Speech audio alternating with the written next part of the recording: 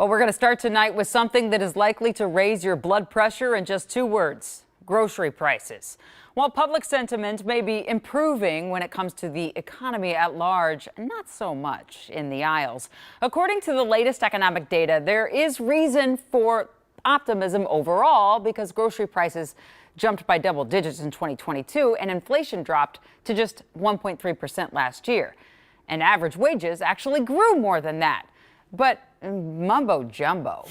You're not jumping for joy right now at home, I don't think, and I feel you. So let's just give it to Kent, see what he says. Yeah, Jenna, one big reason for this disconnect when we're talking about grocery prices is that stats like average prices and wages don't account for the big variations in prices between products at the grocery stores and incomes, of course, between people. And the very way we track and talk about inflation doesn't help either. If you think grocery store prices have been hard to follow in recent years, you're not alone. It's almost a game of whack-a-mole for consumers to figure out what's going to be the next thing with the big price increases and how do I change my eating habits based on what happens. As a marketing analytics professor at the U of M's Carlson School of Management, Joe Redden says it's true. You could actually save some money on a Super Bowl spread this year over last if you stick to wings and shrimp while avoiding things like beef and name brand chips.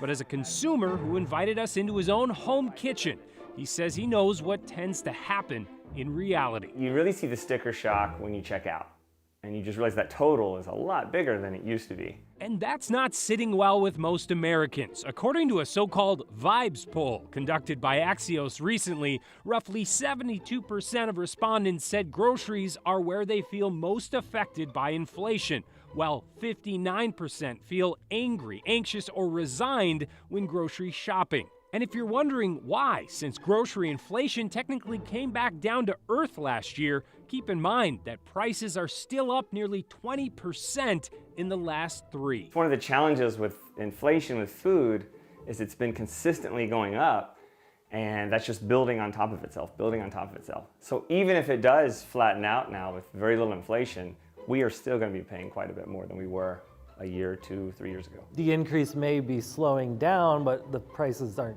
going down. As the founder of Every Meal, which provides a weekend's worth of food to local families directly through students' backpacks, Rob Williams has struggled to keep up with both rising demand and those rising prices. Every penny that it costs more per bag is $4,000 a year for our program. What if it goes up, 50 cents, right? Fortunately, he says recent financial support will soon allow them to expand their warehouse space. By expanding the building space, that allows us to store more food, and that allows us to get lower prices in the long run to decrease that price per unit. That's a lot more difficult for the rest of us. Those high prices just tend to be sticky. But Joe says don't discount the importance of smart shopping. We have seen some recent financial results where they're starting to see the pushback on those higher prices now. And we're seeing some of these leading food manufacturers that their unit volume is dropping.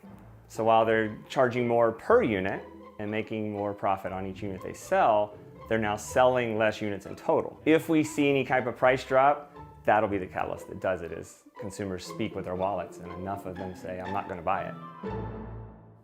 Now, if that happens, Joe says manufacturers are still much more likely to offer promotions and sales on their products before really lowering prices overall, especially because he points out that overall food production costs still rose by 4% last year. That's more than that rate of inflation last year, Jenna. It's really tough because my son's favorite thing to do is go to the grocery store. We went today and he just pushed an empty cart around. Oops.